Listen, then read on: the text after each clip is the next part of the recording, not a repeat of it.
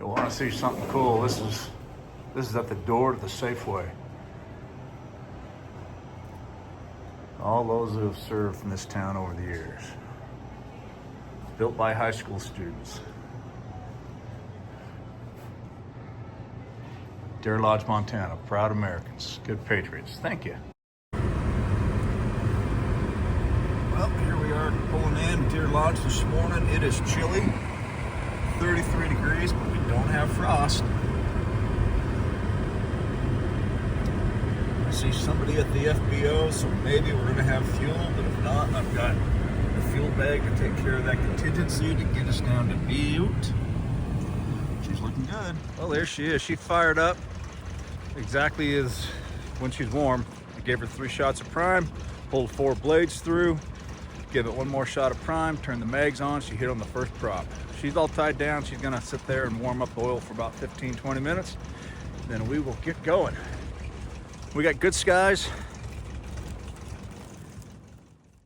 Nice new shower, but there seems to be a problem with it. What's going to be a challenge today is we have winds. Livingston through Billings is blowing 20 to 35. So we are going to short stop a couple places. We're going to go hit Butte, top off, and then all the way down just short of Bozeman, top off, and Skyhook over the top. These signs in the pilot room were pretty cool. All the way down both sides.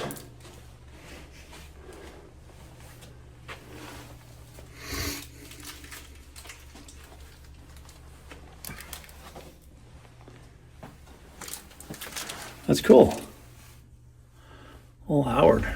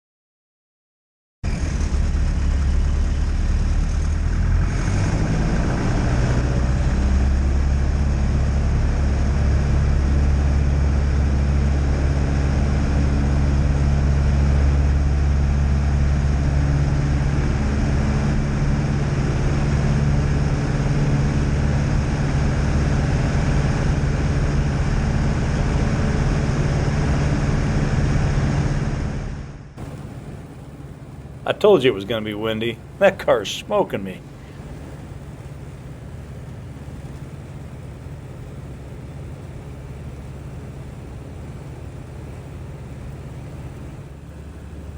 I've flown by this facility many times. It's Montana State Hospital. It's a mental health facility for the state. We sure need a lot more of these around the country to treat people.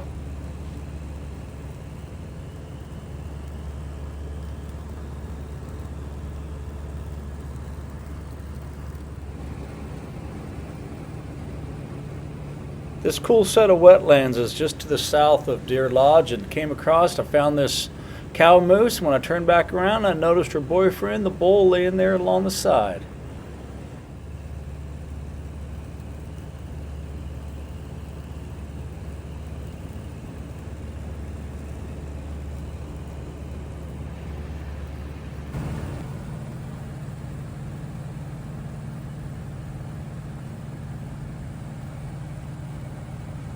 Well, here we've cut the corner. Now Butte's just off my nose. As I was approaching, this regional jet was departing.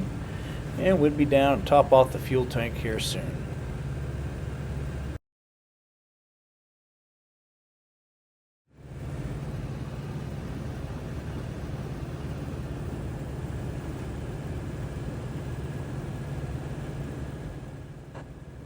Without a working radio, I overflew the airport to get a closer look at it and read the windsock. The jet took off one direction, but that was more due to the terrain out to the east side. So we teardropped back down to a right downwind, quickly had us on ourselves on the ground.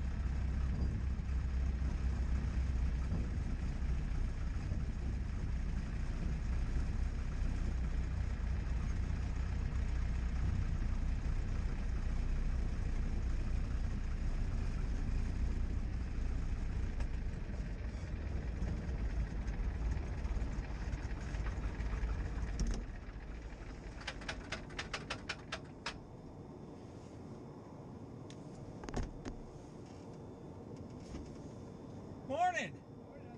Good. I gotta untape the door. I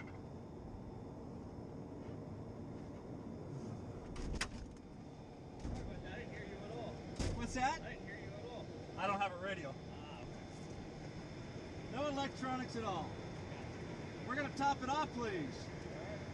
Good to see you again.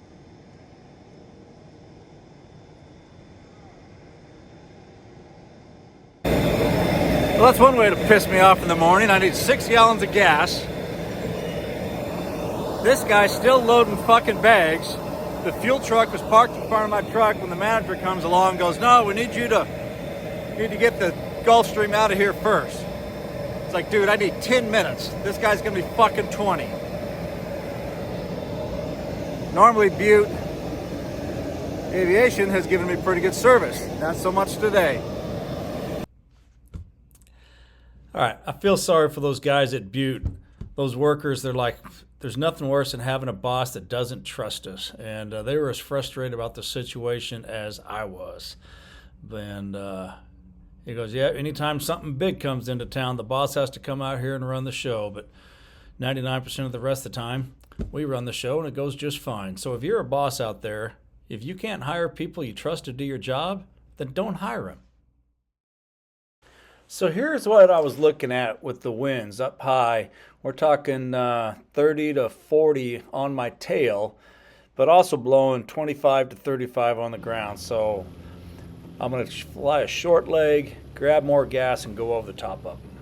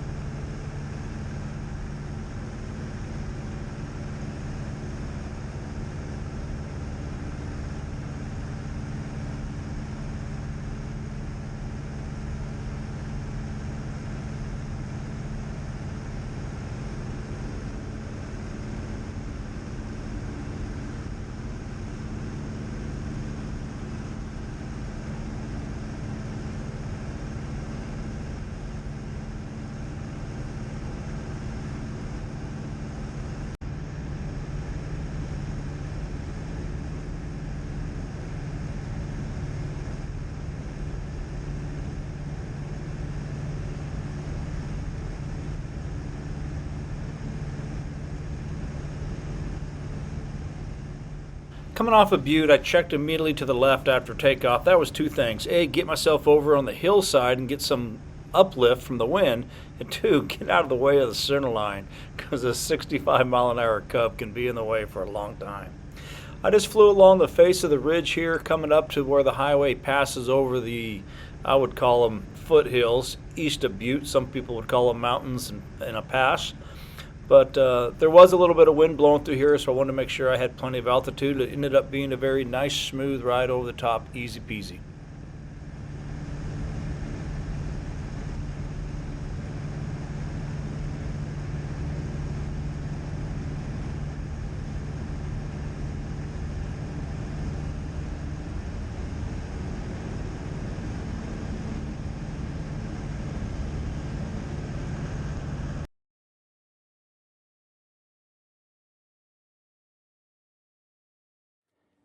All right, God, what a morning.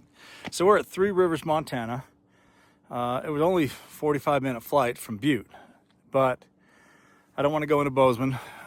This airplane doesn't have a radio. I don't want to play the handheld game. And it's all windy past there. So I come in, fuel pump doesn't work. Well, it works, supposedly. Most of the buttons weren't registering properly. Finally got it to process. Said then it hung up, wouldn't go. You couldn't cancel it, you couldn't do anything. I shut the emergency shutoff off, pulled it back on. That reset the whole system. It finally let me pump. I got my 2.5 gallons, and then it shows that it doesn't recognize fuel flow and wouldn't print a receipt. So I don't even know if it registered the purchase of 2.5 gallons. So now we're going to take off. We're going to climb up to probably 7.5 and hopefully catch 30-mile-an-hour tailwinds and go all the way past Billings. Try to go do about a 180, 200-mile leg. And I've got the fuel bladders full. So we've got realistically 3.5 hours of fuel. Might have to land out in a dry land wheat field and put some in if it doesn't go according to plan, but I think it will. I think we'll get there fine on what's on the tank. It's too windy in Livingston. It's too windy in Billings to be landing there. So we're gonna go high and overfly it. All right, here we go. Always an adventure. At least the weather's nice, and it warmed up. I actually took the gloves off for the first time, had to take my skull cap off, so I'll be appreciative of that. Approaching Bozeman Airport, I looked down, I saw some pretty cool airplanes in one spot, and then I noticed on another section there were some more cool jets. Let's see how well your VID skills are. Put a comment down here of just what these jets are.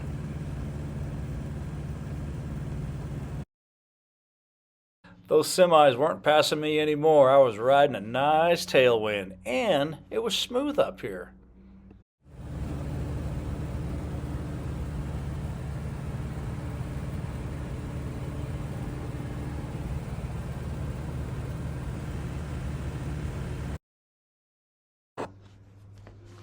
Little leftover steak for some lunch, and then it just tore me up to have to overfly Livingston. Yellowstone Air Service always provides such great service, and I just couldn't get in there today. Gabriel will catch you guys next time.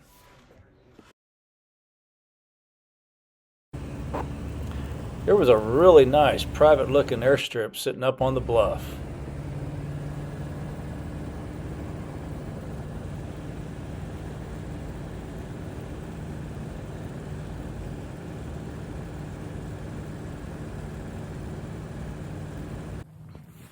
Whew. All right. Right at, I don't know, I gotta look. Just over 2 hours. We were on the ground at Big Sky, Montana. I don't think that's right. Oh, I'll tell you what it is.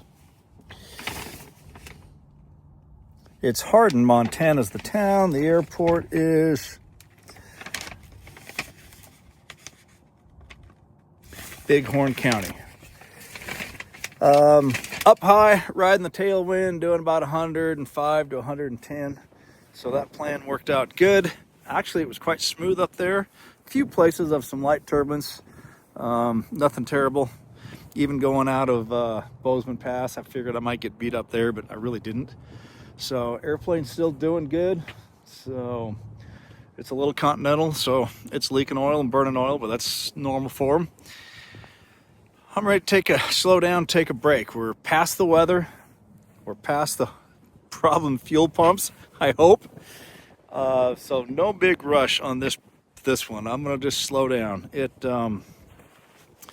When you put together these big long ferry trips, I really enjoy the planning. A lot of detail goes into the planning, and I send my clients a very detailed itinerary on the proposal that I send them. And I try to fly that as closely as I can because it matches what it's going to cost them as well. But when Mother Nature, when things out of your control like fuel pumps and FBO owners decide to change things, well, then that's when you got to rely on the experience of a experienced pilot flying your ferry trips, not just some 250-hour commercial guy or gal. Because now it was time to slow down, just deal with the cards you were dealt, and safely get the airplane where you can, when you can. And now we're past all the wind. I don't know, it was blowing 8 to 12 here, left core 45 quarter and crosswind, so good practice. Now I can kind of relax a bit and head out across the plane, start taking off a few clothes because it's starting to get warm. And maybe I won't have to tape up the door of this leg either. But here's a nice looking Montana 182 straight tail.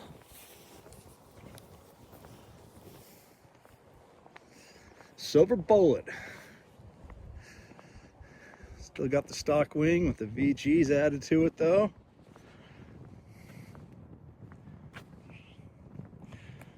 Lightweight with the polished.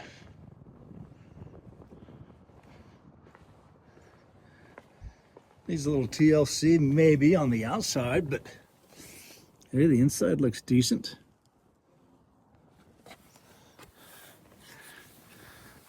Looks like a pretty nice bird. I think that bird spent a few years in Montana. 77, this should be 76. See a 2005. They might have gone away from those stickers, but oh, here's the 2025. They started to stack them on top of each other here.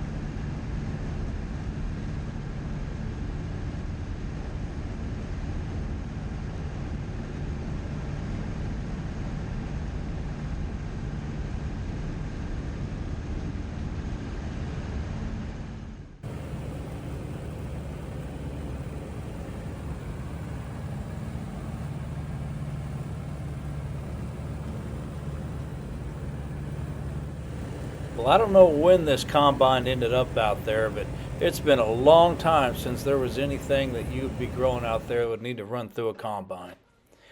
Now here is an old classic Montana ranch. This is what the state was built on. Unfortunately, about 3-4 miles away was the new version of that. I'd be willing to bet that looks like California money. That's not good. Don't remember what town, but just a classic old county courthouse in the beautiful fall colors. Obviously, this airport had an old crop duster operation that they rebuild old airplanes. A few out in the boneyard still. They'll probably obviously never fly again. All old radial snow, as it looks like, and thrushes.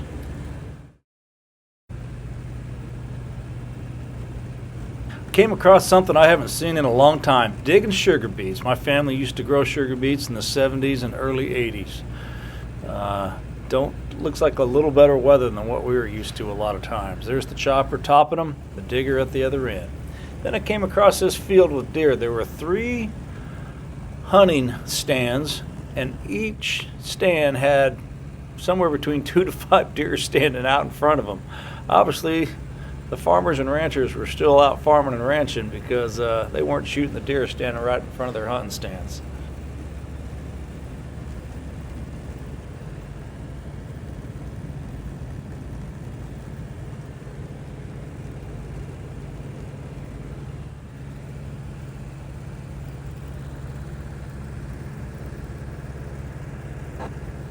Then we came across this herd of antelope out in the middle of this hay field. Pretty good place for them to hang out and get some free food.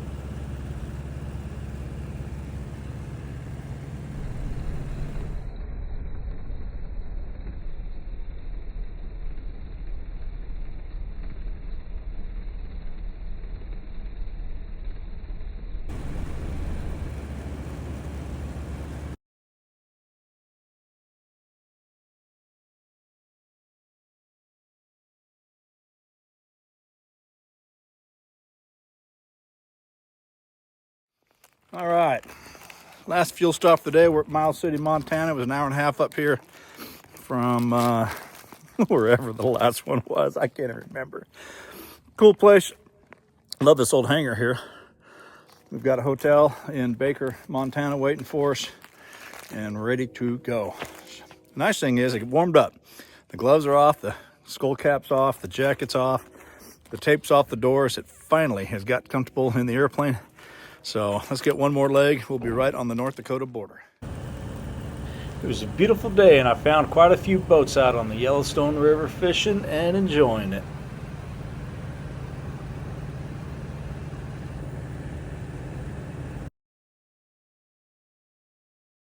Now, a month and a half ago, I drove that exact road, and every 30 feet there was a great big old crack, and it just about bounced the feelings out of our teeth, and I was afraid it was going to break everything in the trailer we were towing on a hunting trip. And sure enough, I found a crew going out and about and sealing all those cracks, so it'll be a little better drive next time. Welcome to eastern Montana, flat running grasslands.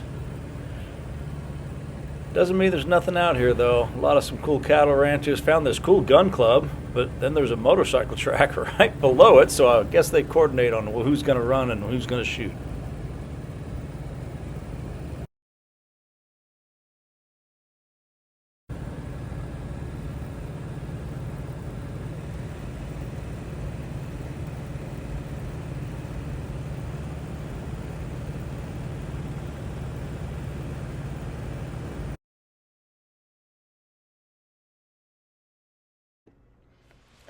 Well, it was a beautiful sunset, and I've got her all tied down. Just as I was landing, there was a Cessna 182 with a survey crew that landed.